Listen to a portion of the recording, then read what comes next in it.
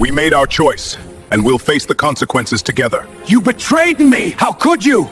The sweetest words of love spoken in secret can become the sharpest daggers of betrayal when revealed to the world. Have you ever trusted someone completely, only to discover that behind your back, they were creating a reality that would shatter everything you believed in? That sudden realization that makes your stomach hollow and your breath shallow, when you understand that what you thought was love was merely a convenient lie. The year was 1857 in the lush countryside of Virginia, where the Whitaker plantation sprawled across acres of tobacco fields that rolled with the gentle hills like waves of green gold. The main house stood proud atop the highest point of the property, its white columns gleaming in the southern sun, a symbol of prosperity built upon the backs of over 50 enslaved souls who toiled from before dawn until well after dusk. The air was thick with humidity that summer, the kind that made clothing stick to skin and tempers flare with little provocation. Even the cicadas seemed to scream their discontent from the magnolia trees that lined the long gravel drive leading to the mansion. Thomas Whitaker was a man of considerable standing in the community,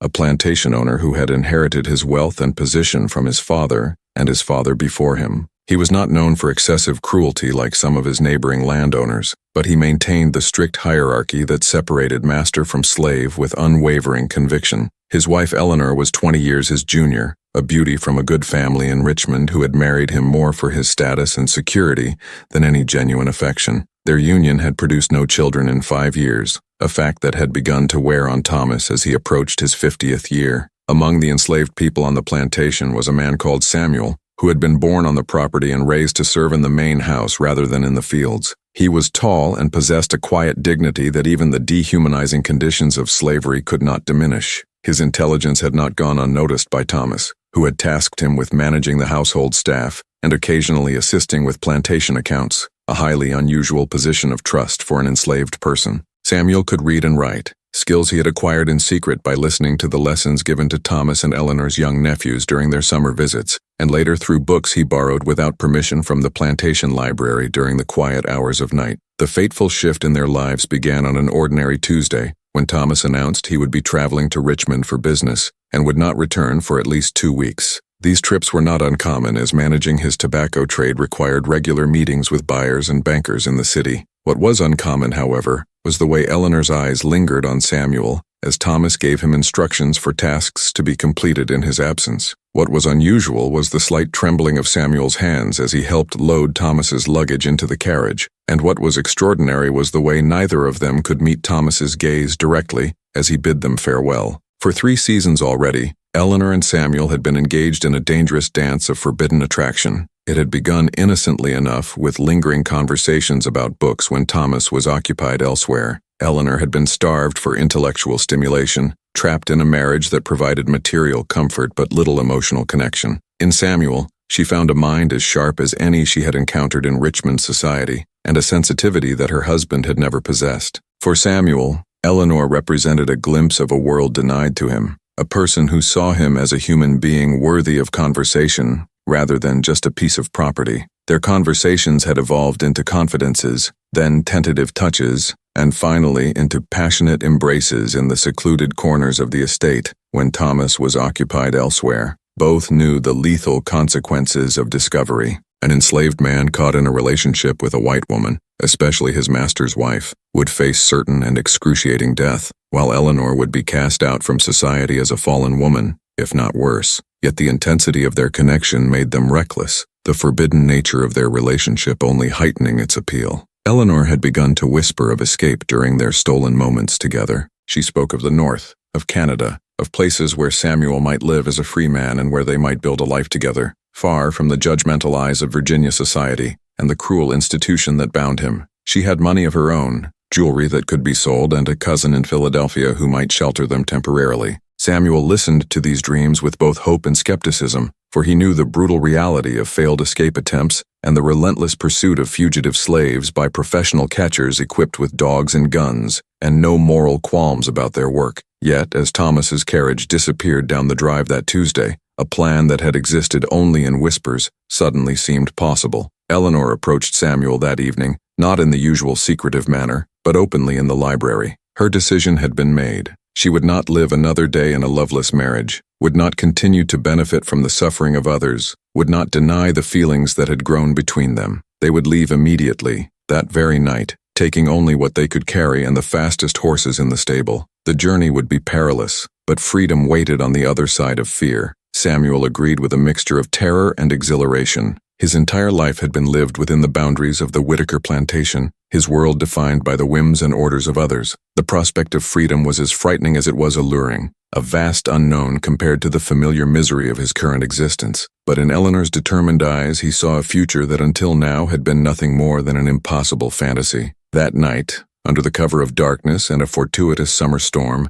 they executed their plan. Eleanor left a letter for Thomas, not explaining where she had gone or with whom, but simply stating that she could no longer live as his wife and would not return. She took her personal documents, a small portrait of her mother, and enough clothing to fit in a single valise. Samuel brought only the clothes on his back, a small knife given to him by his father before the older man had been sold to a plantation further south, and a tattered copy of Milton's Paradise Lost that he had painstakingly taught himself to read with. They rode north, avoiding main roads and traveling mostly at night. Eleanor had cut her hair short and dressed in simpler clothing to avoid recognition, while Samuel adopted the demeanor of a free black man serving as her guide, a dangerous but necessary pretense. They slept in abandoned barns, under the stars when weather permitted, and occasionally in the homes of sympathetic farmers who asked no questions but offered food and shelter. Each mile took them farther from the life they had known, and closer to an uncertain future they would build together. Back at the Whitaker plantation, Thomas returned unexpectedly after only 3 days. His business concluded more rapidly than anticipated. His initial confusion at finding his wife absent quickly turned to rage when he discovered her letter and the simultaneous disappearance of Samuel. The conclusion was inescapable, the shame and humiliation unbearable. His wife had abandoned him for a slave. His property had stolen his property. The foundations of his world, of the very social order he upheld, had been violated in the most personal and unforgivable manner. Thomas did not alert the authorities immediately. He told the household that Eleanor had been called away suddenly to attend a sick relative. He questioned the remaining house slaves individually, threatening and occasionally beating them for information, but either through loyalty to Samuel or genuine ignorance, none revealed anything useful. Finally, Thomas contacted a notorious slave catcher named Jeremiah Hobbs, a man known for his ruthless efficiency and complete discretion, qualities that Thomas now valued above all else. I want to pause this story for a moment to ask you directly, when was the last time you trusted someone and felt that stab in your chest, that silent warning that something wasn't right? I know you may never have shared this with anyone. It's that pain we keep, thinking no one will understand. But here, in this space we're creating together, your experience matters. If you felt this silent betrayal, leave in the comments just the words, "I recognize this feeling," and see how many people share this invisible wound. Your comment could be the first step for someone to realize they're not alone on this journey. Let's continue the story now, but carrying this reflection with us. Meanwhile, Eleanor and Samuel had reached Pennsylvania after 2 weeks of tense travel. They had encountered several close calls, including a patrol that had almost discovered them sleeping in a farmer's hayloft and a suspicious innkeeper who had questioned Eleanor's story about traveling north to visit family. But they had persevered, their determination fueled by the growing certainty that what they felt for each other was worth any risk. In Philadelphia, they sought out Eleanor's cousin, a widow named Catherine who had always been considered the black sheep of the family for her abolitionist sympathies. Catherine received them with caution, but not rejection.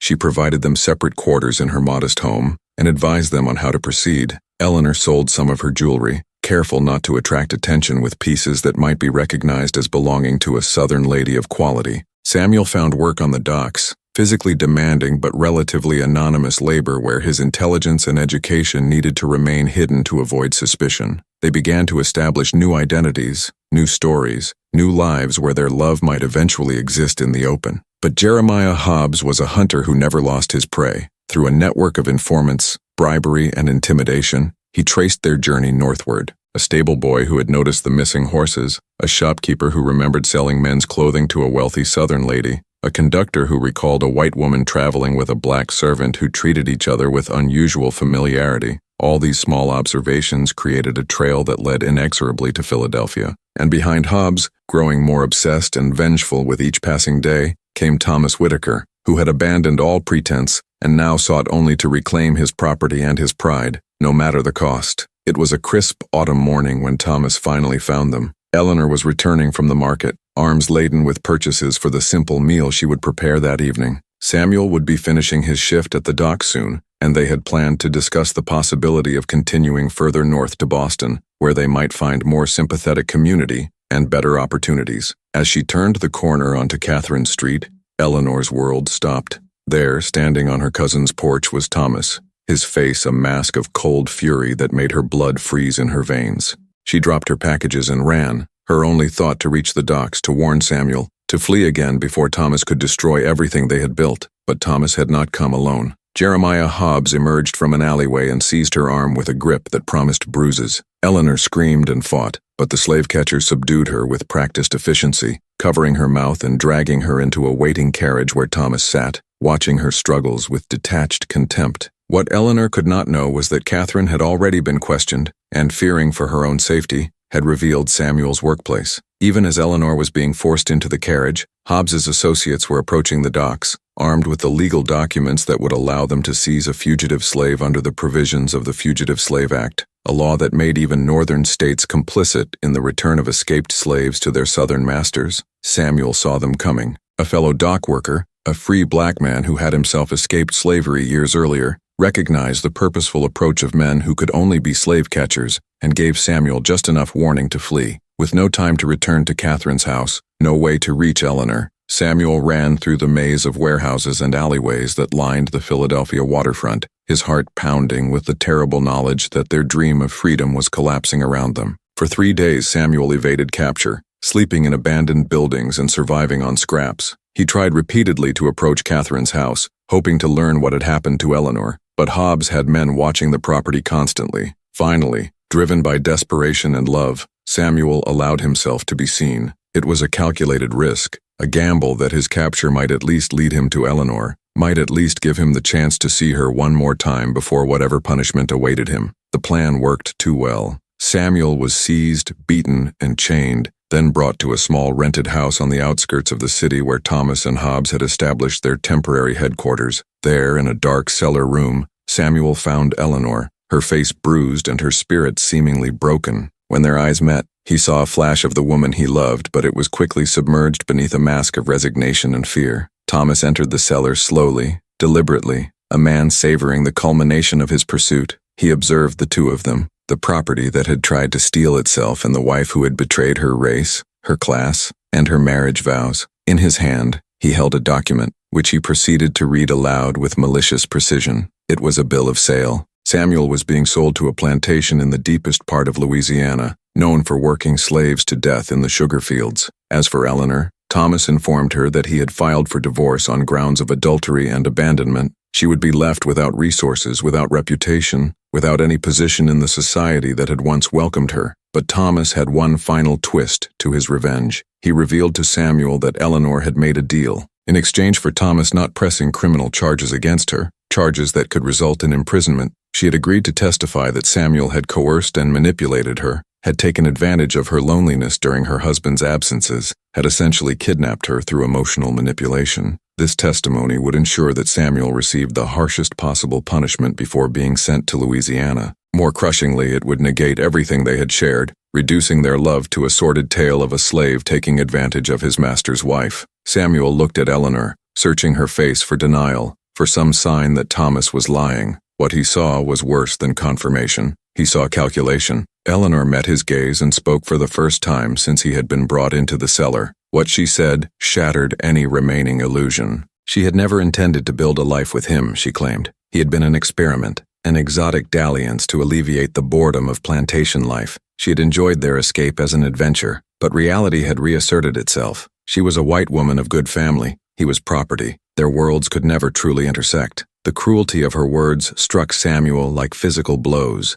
each syllable another lash across his already wounded heart. In that moment he understood that he had been betrayed not once but twice, first by the society that had denied his humanity from birth, and now by the woman who had claimed to see and love that humanity only to discard it when her own comfort was threatened. The realization was a kind of death, the extinguishing of a hope that had burned brighter than any he had ever known. What Thomas and Eleanor could not see, as they enacted their drama of betrayal and revenge, was the transformation occurring within Samuel. The desperate lover was receding, replaced by a man who saw with terrible clarity the nature of the system that had brought them all to this point. It was a system that corrupted even love, that turned human beings into property and property into an extension of ego, that made betrayal inevitable because it denied the very foundations of trust and reciprocity upon which genuine relationships must be built. The next morning, as preparations were made to transport Samuel south, an unexpected opportunity arose. One of Hobbs's men,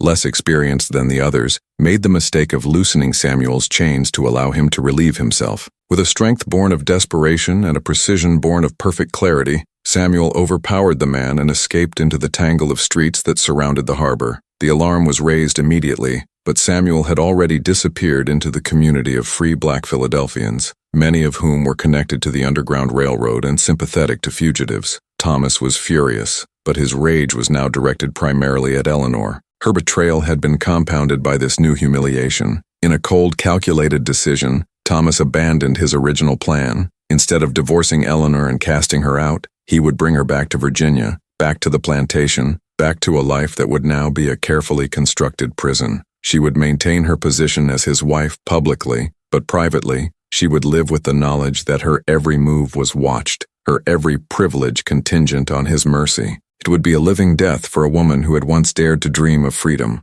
As for Samuel, he did not flee north as might have been expected. Instead, he made the dangerous journey back into the South, not to Virginia but to the surrounding states. He had discovered a new purpose. Working with a network of abolitionists and fellow escaped slaves, he became a conductor on the Underground Railroad, guiding others to the freedom he had briefly tasted. Each person he helped was a blow against the system that had nearly destroyed him. Each family reunited in freedom was a reclamation of the love that had been perverted in his own experience. Years passed. The nation descended into civil war. The institution of slavery began to crumble under the weight of changing times and bloody battles. Through it all, Eleanor lived her half-life on the Whitaker plantation, watching as Thomas's fortune and influence gradually diminished, as neighboring plantations were abandoned or destroyed, as the social order that had defined her existence fractured beyond repair. Thomas became increasingly bitter, increasingly dependent on alcohol to dull the reality of a world changing around him, a world where his most fundamental beliefs were being challenged and overturned. And then,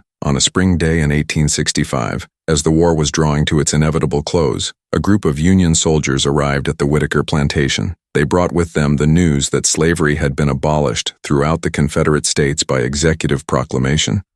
The remaining enslaved people on the property were now legally free. Thomas, confronted with this final insult to everything he had built his life upon, suffered an apoplectic fit that left him paralyzed and unable to speak, entirely dependent on the care of others. Among the Union soldiers was a black man in uniform, a sergeant who had fought at Petersburg and Richmond. He asked specifically for Eleanor and was directed to the main house. There, sitting in the parlor where they had once discussed poetry and whispered conversations, Eleanor came face to face with Samuel. He was not there for reconciliation or revenge. He had come to deliver a message and a choice. Samuel told Eleanor that he had learned, through his work with the Underground Railroad, about the deal she had made with Thomas, about how she had been forced to betray Samuel to save herself from criminal charges. He had discovered, through a network of household servants who had remained loyal to him despite his absence, that Eleanor had lived a life of quiet suffering under Thomas's vengeful supervision. Most importantly, he had come to understand that systems of oppression create impossible choices, forcing people to betray themselves and others simply to survive. The choice Samuel offered Eleanor was simple.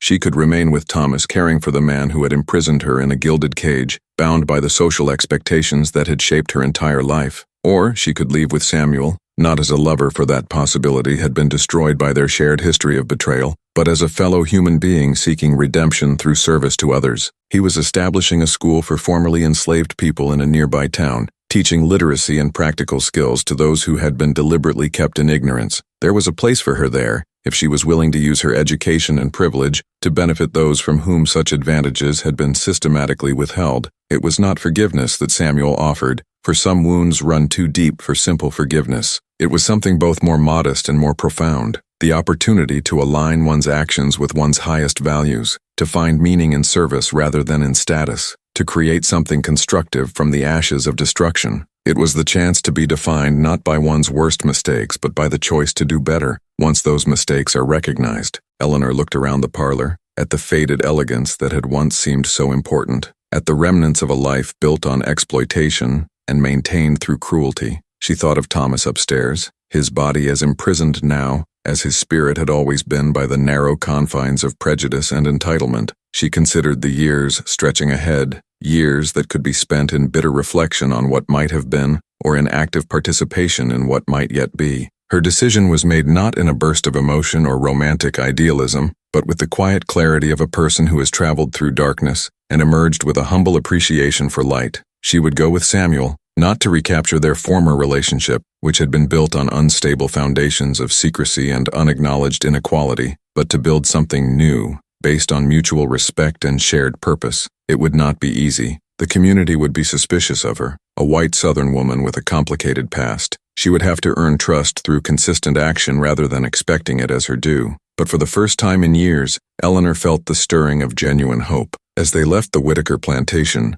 neither Samuel nor Eleanor looked back at the columned house that had been the site of so much suffering and complicated emotion. Their gaze was fixed forward, toward a future that would be defined not by the rigid categorizations of the past, but by the fluid possibilities of a society in transformation. They understood in their different ways that freedom is not simply the absence of physical chains, but the presence of meaningful choice and authentic connection. The betrayals they had experienced and perpetrated had taught them bitter but valuable lessons about the fragility of human relationships in a world where power is distributed unequally. Those lessons would not be forgotten, but neither would they define the entirety of their existence. In choosing to move forward rather than remaining trapped in cycles of recrimination and revenge, they embodied the difficult but necessary process of reconciliation that the entire nation would need to undertake in the years following the war. And so, from the ashes of betrayal arose the possibility of redemption, not through forgetting the past, but through acknowledging it fully